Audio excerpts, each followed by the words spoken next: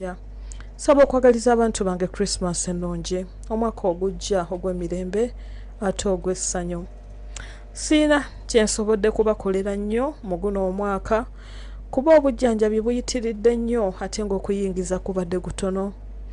Neebaza Mukama baasobozesezza abaana abali e Uganda, abali yonna gye muli, abali e Bulaaya n'abatuweereza ssente nga temwagala bamanyamanya.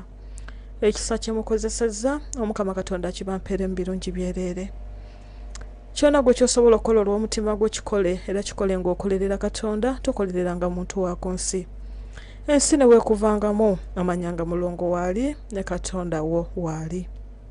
Togenda kusanyusa bantu bonna, era omuntu omu takuvumanga n'akujja ku mulamwa ku byonna by'ogenda okukola mu bulamu bw'ensi eno. Sigala ng'oli ggwe nga tokola kintu kusanyusa muntu mulala. Omukama bampeere birungi byereere.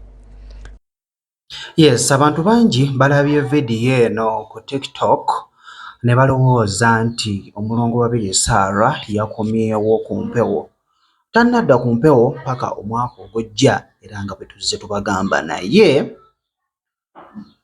era gy'ali yeetaaga kusabira era nsuubira abantu be abalina ku mutima era bw'aba yeebase agamba kati oba bali mu kundowoolereza ki, kati oba balowooza nasuze ntya, kiki ekituufu ekiriwo, naye nga twongera okumusabira Omukama amugumye, naye nga kuno okwagaliza Christmas kukadde kuba abantu bali mu kwewoonya oba yakomyewo, tannadda.